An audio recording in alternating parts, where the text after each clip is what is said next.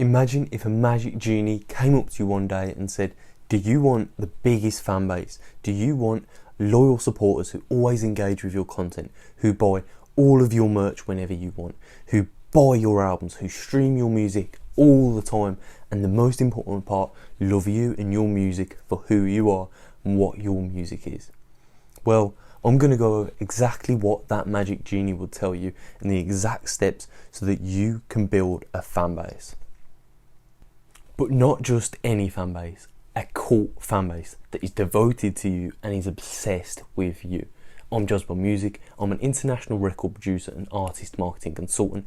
I've worked with artists to help them achieve over 1 million streams. And in this video, we're going to go into exactly how you can build a cult-like fan base. And if you want to stay updated with all the strategies, tactics and tricks with music marketing, then hit subscribe, because I'm going to be doing live streams soon where I give away all of my information, nothing held back, because what you see in these videos is just the tip of the iceberg. So if you hit subscribe, you'll be notified, and click that notification bell, you'll be notified of when I'm going live. And make sure you stay to the end of the video, because if you miss any of these steps, any of these tips that I'm going to give today, then that's going to drastically decrease the chance that you will ever build a fan base. And you'll just end up like those guys in the comments who say the only way to be successful within the music industry is to sell your soul. Well, that's complete bullshit. The reason why you didn't is because you didn't watch the whole video, you didn't implement all the steps, and you didn't keep being consistent. Patrick Hanlon, in his book Primal Branding, released 7 steps that we can follow in order to build a cult fan base. Now I'm going to transfer these 7 steps that he made for businesses into it for music artists.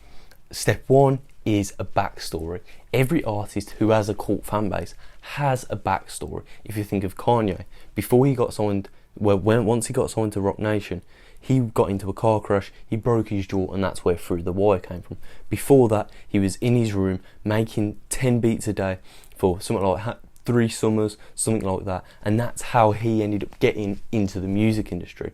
Every artist has their own come-up story, their own backstory. Jay-Z has, for example, he was a drug dealer in New York, and then he transferred that into his music, his business sense, and he became what he is today. Every artist who is successful and has a cult fan base has their own backstory.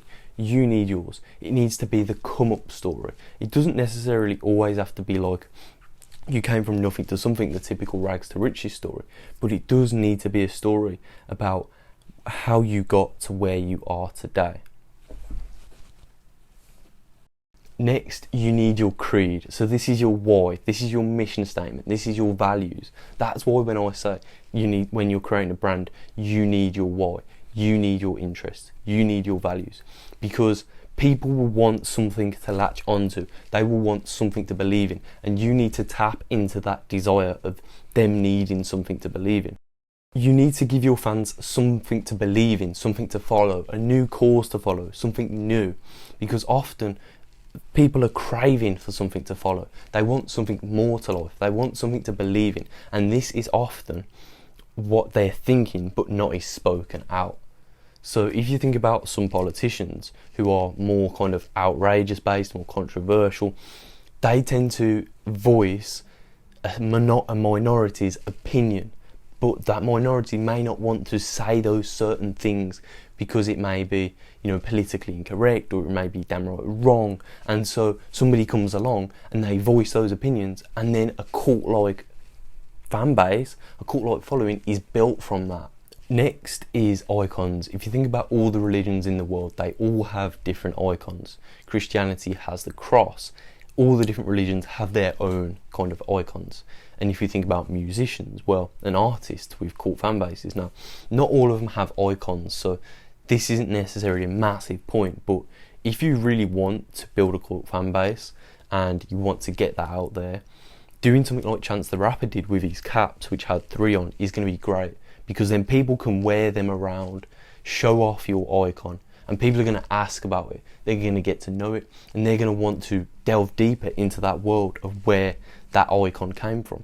And if you can make that icon stand for something, going off the creed, off your values, off your why, then even better. because then now you've got someone who's wearing almost like a badge, especially if you turn it into some kind of merch. So think about some kind of icons that you can make. You know, often brands have logos, such as, you know, Apple's logo. And why is that? Well, that's not only so people can distinguish one company from another, but it's also because people follow these logos. If you think about Coca-Cola, if you think about Microsoft, if you think about all these different icons, and people are avid supporters and followers and fans of these brands. The next step is rituals. So this can be something that your fans do with you or for you on a regular basis. If we think about, you know, an example could be doing a live stream each week on your Discord. So maybe you have a group of your closest fans that are in this Discord, and then once a week you all jump on, you do a live stream, you perform live, you chat with them about common interests. And if you have a ritual like that where they have to turn up and it's consistent, it's at the same time every week, they're going to build a deeper and deeper relationship with you. So if we think about some of the rituals that maybe fans may have, like XXXTentacion has said himself, like, if you're going to be a fan of him and not just a supporter, you're going to have to love him for all of your values. And that in itself is almost a ritual, because if you're loving someone for their specific values, and every time you listen to them, it's almost like a process. Like, now you're putting your headphones in to listen to his music, and you're really taking it in, and you're really being a fan of his music and loving him for his values. That in itself is almost a ritual, because you're taking the values, and this is how you merge like values and rituals in together. If you make a value, if you make a ritual out of your values, then it's going to allow them to believe in it even more. So that's why I come back to like this Discord live streaming kind of approach, where let's say, for example, you have a Discord with your biggest fans in, and then you do a live stream once a week where you all discuss about this your values, about your specific value. So let's say your value is to put out a positive message into the world, and you've built a fan base around that, you've built a cult fan base around that. When you do your Discord chats, you can talk about that specific aspect. Next, you need to address your non-believers and create an us versus them dynamic. So if you think about kind of politics, there's often an us versus them dynamic from the left to the right, and it becomes absolutely absurd in terms of both sides get so anti the other side, and they just seem to be going further and further away. And that's always been there. It's not just been over the last 5-10 years, it's always been there. It may be a bit worse now, but that's almost what you want to create with your followers. So therefore you need your values and your interests. That's where they come in, because you have that in common with your fans. And now when somebody comes along that doesn't believe in those values or interests, they're them, and you want to create an us versus dynamic with them. For example, we have Taylor Swift. Her fans are so hardcore, and at the same time she has people who hate her, and they're hardcore haters of her. And this creates an us versus them dynamic, and they lock horns, they constantly fight, they constantly disagree with everything.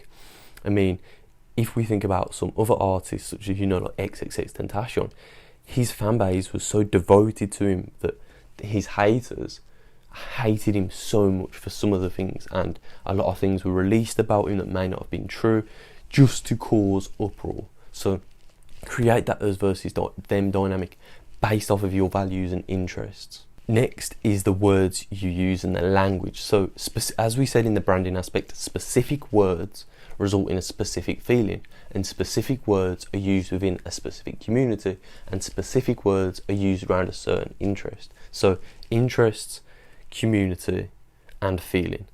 So when you're using your words, when you want to kind of create a word, or some words, and this will link into the next part, around the feeling that you're trying to create, around the interests of your audience, so that when you're talking to them, you can always refer to them as like that name, or you use certain words which is based around it. So think about, this comes back to the branding aspect, come back to the words that you use to give off the emotion that you're trying to create through your music, that give off the emotion through your values.